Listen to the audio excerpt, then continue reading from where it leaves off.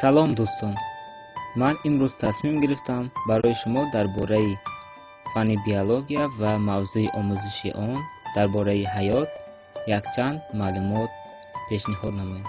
хуб, омода ки бошен, рафтем.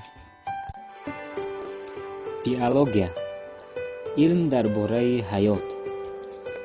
Биология аз калимаи юнонӣ биос – ҳаёт ва логос – илм, таълимот гирифта шудааст. истилоҳи биологияро новобаста аз ҳамдигар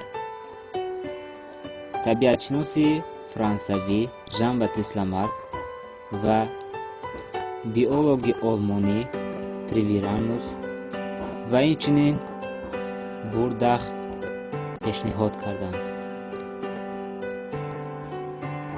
мавзӯи омӯзиши биология ин гуногуншаклии зуҳуроти ҳаёт мебошад. ҳаёт ин маҷмӯи организмҳои зиндаро дар бар мегирад. вобаста ба ин биология сохт ва вазифаҳои организмҳои зинда, пайдоиш, паҳншавӣ ва инкишофи организмҳои зинда ва ҷамоаҳои онҳо ва инчунин алоқамандии организмҳои зинда бо ҳамдигар ва бо табиати ғайризиндаро меомӯзад. мо қайд намудем ки биология аз калимаи юнонӣ био ҳаёт ва логос илм гирифта шуда маънояш яъне илм дар бораи таълимот дар бораи ҳаёт мебошад. пас инҷо суол ба миён меояд ки ҳаёт чист? ҳаёт аз рӯи таърифи олими англис Фридрих Энгелс, ҳаёт ин тарзи мавҷудияти ҷисмҳои сафедавӣ буда лаҳзаи моҳиятноки он мубодилаи моддаҳо мебошад. аз рӯи ақидаи олим Волкенштейн бошад, ҳаёт ин маҷмӯи организмҳои зиндаро дар бар мегирад ки онҳо монанди системаҳои кушод ҳастанд. таърифи муосири ҳаёт ин нигаҳдорӣ ва худбаамалории фаъоли структураҳои махсуси биологӣ, яъне биополимерҳо, сафедаҳо ва кислотаҳои нуклеинӣ мебошад, ки бо сарфи энергияи аз берун қабулкардашуда мегузаранд. яъне чӣ хел? яъне тамоми организмҳои зинда дар он вақт вуҷуд дошта метавонанд ки онҳо аз табиати ғайризинда, аз муҳит энергияро қабул кунанд ва бо сарфи ин энергия биополимерҳоро дар таркиби худ вайрон ва аз сари нав синтез намоянд. яъне дар натиҷаи ин мубодила энергия ҳосил мешавад ки барои ҳаётгузаронии организмҳо сарф мешавад. яъне бе чунин протсесс ҳаёт вуҷуд дошта наметавонад. соҳаҳои илми биология ё худ илмҳои биологӣ аз рӯи 3 дараҷа гурӯҳбандӣ карда шуданд. якум ин аз рӯи дараҷаи ташаккули материяи зинда, биология молекулавӣ, ситология ва гистология.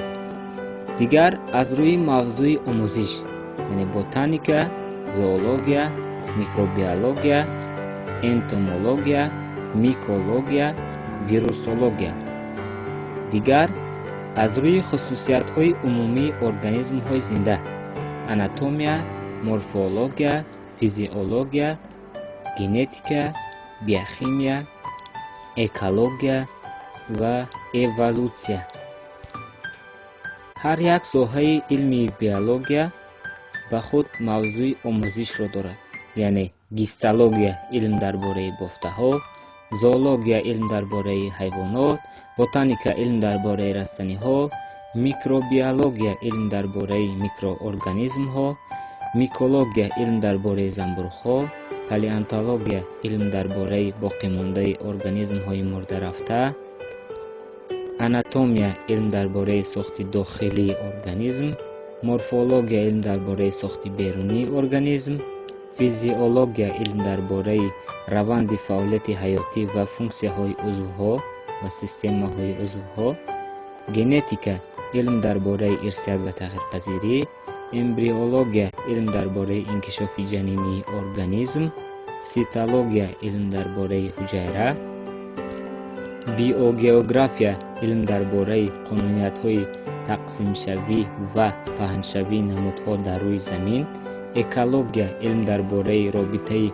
мутақобилаи организмҳо бо ҳамдигар ва муҳити зист, селексия илм дар бораи баровардани навъҳои нави ҳайвонот, растаниҳо ва микроорганизмҳо, систематика илм дар бораи тақсимоти организмҳо ба гурӯҳҳо, яъне таснифоти организмҳо. Дигар, эволюсия илм дар бораи инкишофи тарихии организми зинда.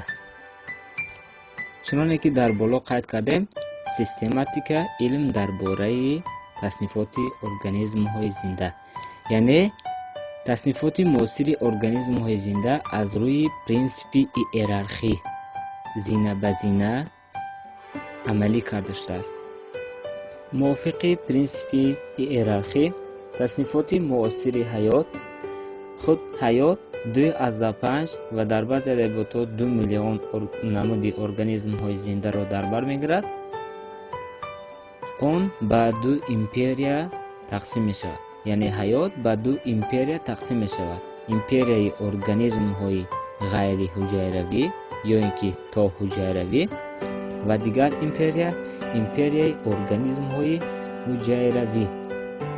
хуб, империяи организмҳои ғайриҳуҷайравӣ ё тоҳуҷайравӣ ба ин дохил мешавад танҳо вирусҳо, яъне вирусҳо шакли ғайриҳуҷайравии ҳаёт мебошанд, яъне онҳо ҳуҷайраи комил надоранд, танҳо фаъолияти ҳаётии худро дар дохили организми зинда амалӣ мекунанд. берунан аз организми зинда онҳо умуман фаъолият бурда наметавонанд. зинда мемонанд, лекин қобилияти тақсим шуда зиёд шуданро танҳо дар дохили организми зинда амалӣ мекунанд. хуб, дигар империя гуфтем, империяи организмҳои ҳуҷайрагӣ аст. ба империяи организмҳои ҳуҷайрагӣ 2 рӯйсалтанат ё ин ки ба ибораи дигар домен дохил мешавад. домен ё рӯйсалтанати тоядрогӣ, яъне организмҳои прокариотӣ ба ин дохил мешавад. дигар рӯйсалтанат ё домени организмҳои эукариотӣ, ядродор. хуб, ба домени прокариотҳо дохил мешавад олами бактерияҳо, ва инчунин мувофиқи систематикаи ҳозира инчунин як олами дигарро дохил карданд, олами бактерияҳо ва олами археиҳо. хуб, олами бактерияҳо ба 2 зеролам тақсим мешавад, зеролами археобактерияҳо ва зеролами оксобактерияҳо. хуб, рӯйсалтанати ё ин ки домени эукариотҳо бошад, ба 3 олам тақсим мешавад, олами занбӯруғҳо, олами растаниҳо ва олами ҳайвонот. бо ҳамин тамом, ин буд якчанд маълумотҳо дар бораи биология. хайр, то наворҳои минбаъда.